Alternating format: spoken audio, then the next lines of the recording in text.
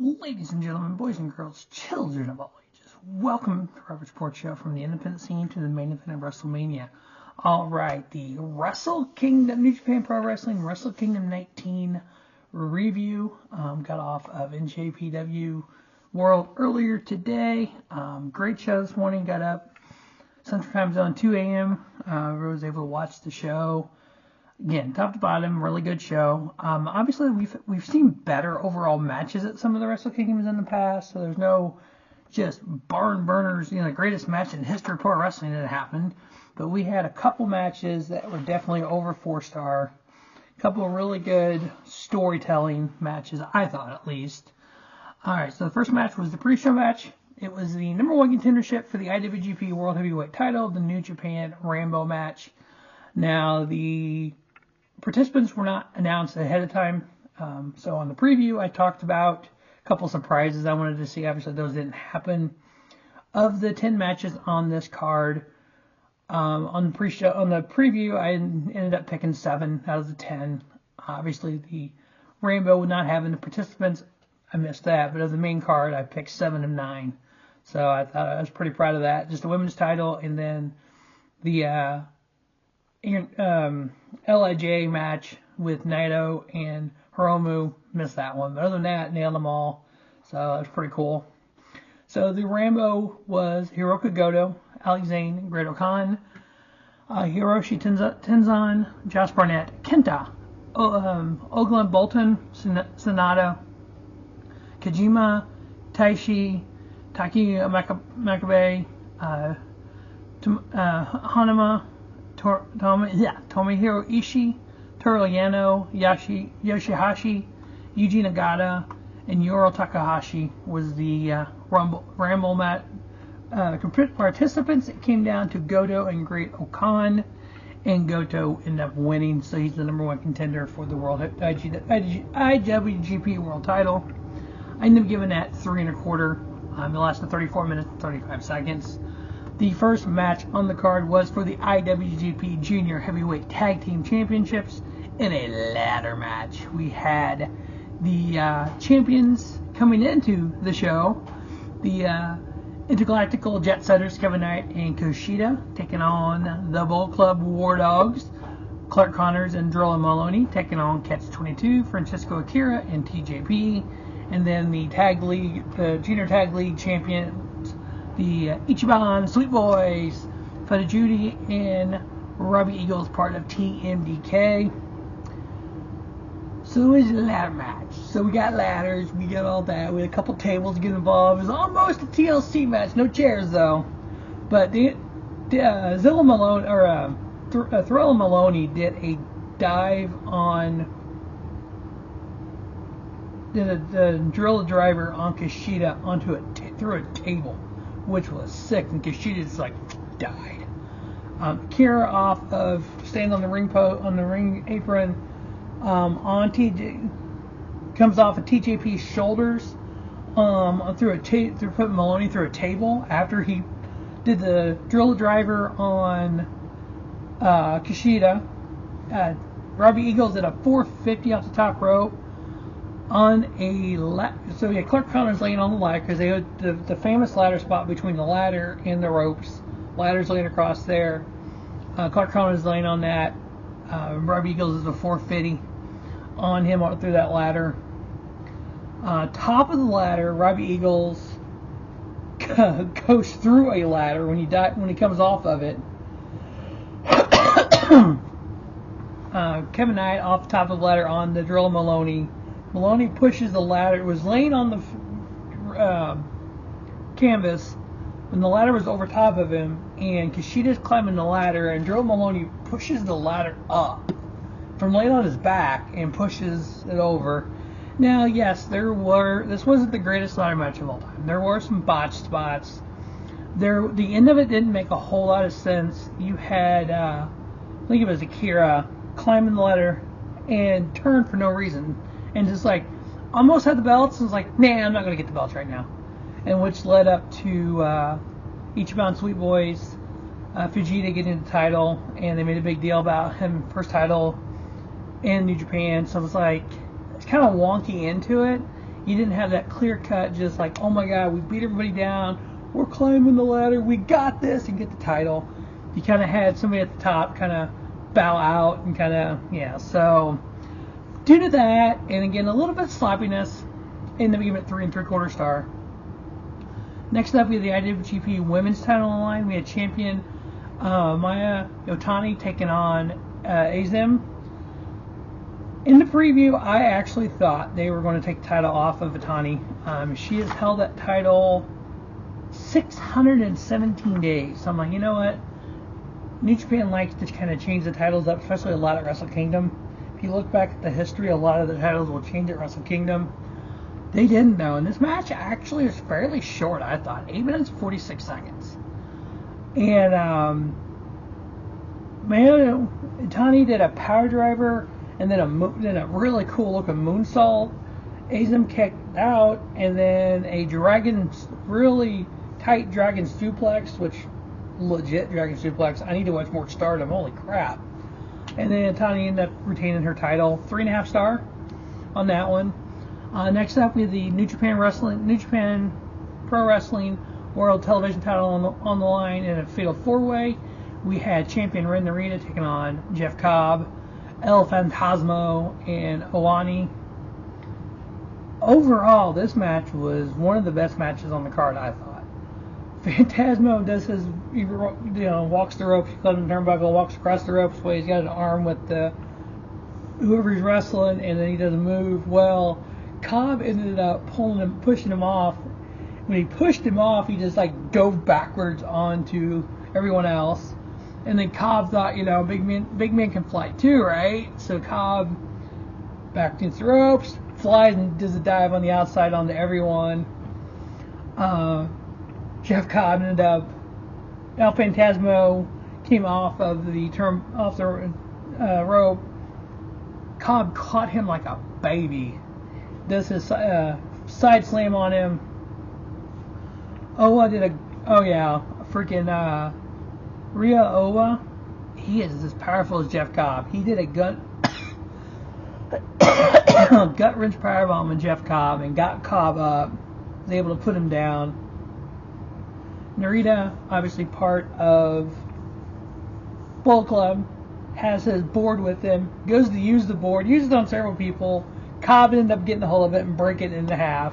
So Narita lost his little piece of what he has. And then we had El Phantasmo, obviously coming back from injury, and I believe he had some other health issues going on as well, making his return. Was able to win the IWGP Television Championship, which, hey, I've been a big El Phantasmo fan for a number of years now. Why I picked him to win this match, so I'm kind of glad he did. I ended up giving it 3 3/4 star. I had three matches at 3 3/4, 4 matches at 3 3/4, 5 actually. Damn. I liked this card more than I thought I did, I guess. And then 1 match over 4, and the highest match was 4 1/4. So there was nothing just stupid great, but there were some great matches. All right, next up we had Hiroshi Tanahashi versus Evil. This was a lumberjack death match, career versus hair match. That's what they said. That's what the announcer said. So we had Tanahashi and Evil. Now, Hiroshi Tanahashi, obviously the president of New Japan Pro Wrestling, he announced earlier that his last match was going to be at Wrestle Kingdom 20, 1 year from now. He ended up getting in this feud with Evil, put his career on the line versus Evil. Now they are 4 3 straight up matches, 1-on-1. Evil with 4. This was that just good versus evil kind of match. You had part of the Lumberjacks were House of Torture. Surprise, surprise, right? And then you had 4 on Tanahashi's side. You had Toru Yano, Tiger Mask, Fuji, and Olga Boltin. So you kind of had the face heel Lumberjacks as well. Evil did evil things. Obviously, being part of House of Torture, part of Bullet Club, Evil isn't the best in-ring ability, but the storytelling with this and just the heel part and the kind of the good versus evil again, bringing back to that storyline, because even the announcer mentioned good versus evil. I'm like, oh my god, he's right. Evil's is this methodical kind of death guy, and want to do everything we can to cheat. The bad guy, just that, you know, NWO-ish, Bullet Club-ish bad guy. And you have Tanahashi, who's a fan favorite. He's the president of New Japan Pro Wrestling. He's just typical good guy. If you look back on stuff, and one thing that I kind of compared this to was, in my mind, was WCW back in the day, when it would be Hogan versus Diamond Dallas Page kind of deal. You had the guy that everybody wants to hate, the guy that everyone loves. And so you just had those kind of, and then of course Evil's doing the heel things, the Bullet Club, the Bullet Club, House of Torture stuff. He put a chair around the neck of Tanahashi and hit it with another chair, and he House of Torture attacks. They brawl with all the guys on the outside. Master Wado was out there. He gets spray painted like NWO used to do. They attack all the other lumberjacks. Tanahashi's standing on the rope. Evil pushes the referee into it. House of Torture throws powder in his face. So he's like, you have the House of Torture trying to take him out. Evil hits the dead end. You thought it was all over. Tanahashi somehow was able to roll him up and get the pin. 1, 2, 3. So you have Tanahashi win this, and it's kind of the good prevailed over evil after all this. All these evil things happened to him during the match. I didn't give it a match 3 3/4. Now, for me, that was a lot of the storytelling. It's just a lot of the good versus evil and how the good was able to overcome and all this. And then at the very end, the House of Torture is attacking Tanahashi, and you had Kazuhiro Shibata come out for the save. It's like, wow, that's cool. Shibata, who ran the LA Dojo, part of New Japan Pro Wrestling for years and years, friends of Tanahashi, comes out to save him. It's like, that's cool. And then Shibata grabbed a mic, challenged Tanahashi to a match at Wrestle Dynasty tonight. Tanahashi accepted. So we have a grappling match set up for tonight. Kazuhiro Shibata taking on Hiroyoshi Tanahashi. So that should be a hell of a lot of fun. We'll get to preview that as soon as we get done here. Next up, we have the AEW International title on the line versus the Never Openweight Championship. We had AEW International Champion Konosuke Takeshita taking on Shingo Takagi in the Never Openweight title. Takagi had a Death Valley driver on Konosuke on the floor, and that was pretty sick. This match was just a hard-hitting, brute kind of match. If you were expecting the match that Shingo and Ospreay had, you weren't getting that. But this was really, really, really good. Just so much power to these two guys. Bastard driver into a suplex by Takagi. Konosuke kicked out of it. Did a freaking driver on the floor. I mean, just these two guys are doing suplexes, and you just kind of see Takeshita in a different light when he's in this environment. Even Don Callis was at ringside with him. He was out of the picture a lot. So, but these two guys, just two brutes, kind of that hybrid guy in Takeshita and that brute in Shingo, just going at it. I ended up giving that 4 1/4. With Konosuke Takeshita, you're new. Never Openweight champion. So 2 belts Takeshita now. So not only does he have the AEW International title, he has the Never Openweight title. We'll be defending both of those titles tonight on Wrestle Dynasty against Tomohiro Ishii. I don't expect that to change. I think they're going to leave both belts on him because Takeshita actually wrestles in DDT as well as New Japan as well as AEW. So that might be interesting to see him defend that Never Openweight title on the DDT show or on an AEW show. So that's going to be kind of interesting to see.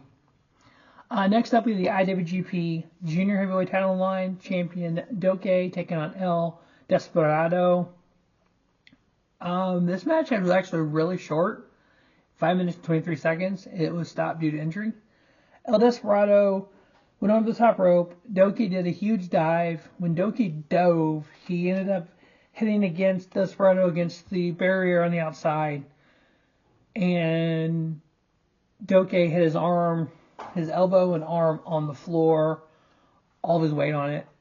They said broken arm. I don't know for sure the extent of the injury, but yeah, it looked pretty gruesome. Obviously, immediately dropped the match at that point.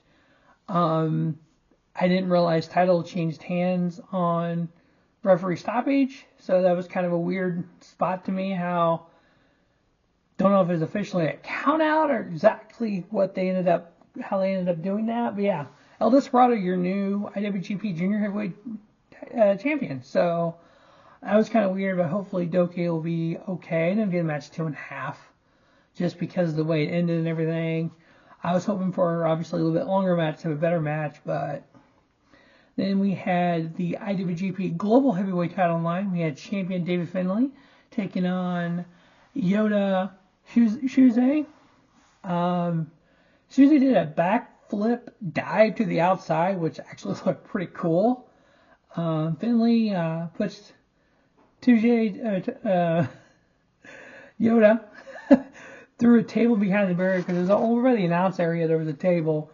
Finlay ended up putting Yota through that table. 20 count at New Japan Pro Wrestling. So he almost didn't get back in the ring. He dove back in the ring at 19. But was able to get out of Finlay's top rope powerbomb. And Yota was able to finally get the best of David Finlay, win the global title, 3 3/4 star match. Next up, we had Los Ingobernables de Japón versus each other. We had Tetsuya Naito and Hiromu Takahashi, who they actually won the World Tag League together. Junior heavyweight and a heavyweight typically don't tag and typically don't have matches, but these two did. And it was actually a really good match. I mean, nothing major happened. Both of them kind of hit their big spots. Hiromu came out dressed as, I don't know what that was, as some doll character, but it was one sick entrance for him. I mean, it would look like I'll say Big Bird outfit, but kind of that over big head and everything, because he first comes out, and it was covered up completely. He ended up taking like a piece off so you can see his face. He's just trumping out there, just colorful and everything. Kind of like Monster Inc.'s character. Two of them just went at it. Naito ended up winning the match. Ended up giving it 3 3/4 star. But we found out after this match that on Dynasty tonight for the vacant IWGP World Tag Titles, that Jeff Cobb will be teaming up with Great O'Khan and LIJ put themselves in the match. Naito and Hiromu will go after the tag titles tonight because they won the World Tag League. So that could be fun. See what happens there. So again, we'll get that preview up here shortly. Then the main event was the IWGP World Title line. Champion Zack Sabre Jr. taking on Shota Umino. A little stat that they mentioned at the beginning of the match, which I initially had picked Zack Sabre Jr. to win the title here. Since 2006, no foreign wrestler has won at the Tokyo Dome, won the title. At the January 4th Tokyo Dome. I'm like, that's a stat I didn't know. Umino starts off with, it's kind of a weird moment. They're doing a couple of arm holds. Sabre's on the ground. Sabre looks at Umino and goes, nods his head, and whispered something. You can see his lips move. And about that time, Umino goes for a neck lock. Sabre nods his head, and they kind of nonverbal look at him, and kind of like that. And he changes holds. I'm like, okay, so you could even see throughout the match where, obviously, this is Shota Umino's first main event Wrestle Kingdom. Zack Sabre Jr.'s first main event Wrestle Kingdom. But you could see Zack walking Umino through the match. You can see different spots where they were doing that. Umino moved the neck hold, and they obviously moved on from that. Umino spilled or spiked Sabre on the ring apron, and when they did it, Sabre goes over the top of the ropes. I mean, straight spike on there, And he, I mean, great at selling. He sold that just like went almost limp and just sat there for a second with his feet against the ropes and just like I'm dead. And then he ends up falling to the ground. Sabre ends up obviously getting up from that. He's kicking Uno in the back, the penalty kick. Uno kind of turns and looks at him and goes, okay, like, do it again. And just literally kicked the hell out of him. Uno was doing the same thing to Sabre, and Sabre was selling it more. Shumino ends up hitting a Death Rider off the top rope onto Sabre. Now, one thing that was very interesting, and referees made sure they pointed this out, the referee was Red Shoes. Red Shoes is Shota Umino's father. So it's like, oh, are they going to kind of have a referee kind of get involved in this? Umino ended up pushing his dad multiple times because Sabre was laying there with his arm on the ropes, and Umino's kicking him and kicking him and kicking him. And Red Shoes goes to pull him away, and he ends up pushing Red Shoes down and keeps kicking Sabre. And so they kind of did that little interlude as well. But at the end of it, Sabre was able to come back, put a couple submission holds on him, had him in an ankle lock, kind of a modified ankle lock. He was laying on the ground. It looked like that Red Shoes was going to call it, but he didn't. But Sabre ended up winning. 43 minutes, 44 seconds, main event at Wrestle Kingdom, which is freaking awesome. Sometimes you have a match that drags out, and you like, yeah, it's a 45-minute match, great. It drag ass for 35 minutes. I know for me, this one kind of, you had that kind of story of the young guy, the young lion, Shota Umino, trying to get to the top of the mountain. Sometimes you got to lose the big one to win it. You had Zack Sabre Jr., that veteran, who you could see just kind of walking the young guy through the match and how the match was going to take place and kind of pacing it. And then at the end of it, Zack Sabre Jr. getting the victory. I give it 4.5. I enjoyed the hell out of that match. I just thought it told a pretty good story there. Having Umino actually get involved with his dad and pushing him around, I thought that told a part of a good story. But overall, Wrestle Kingdom 19, really good show. Really good start to the new year. Wrestle Dynasty's tonight. Tomorrow's New Year's Dash. On the 14th or 15th is the show in the, what the hell is it called? In the Valley. It's on New Japan World, and it's on Fight, or Thriller TV. What's it called? Battle in the Valley, and that's on January 11th. So yeah, a lot of shows here to start out the year for New Japan Pro Wrestling. The Wrestle Dynasties tonight is a collaboration of CMLL, Rev Pro, AEW, Ring of Honor, and Stardom. So we'll do that preview next. But that is it for Wrestle Kingdom 18. As always, thanks for watching Robert Sports Show. Don't have a great day. Have a spiffy day. Robert Sports Show, your YouTube leader in sports channel content from the independent scene to the main event of WrestleMania.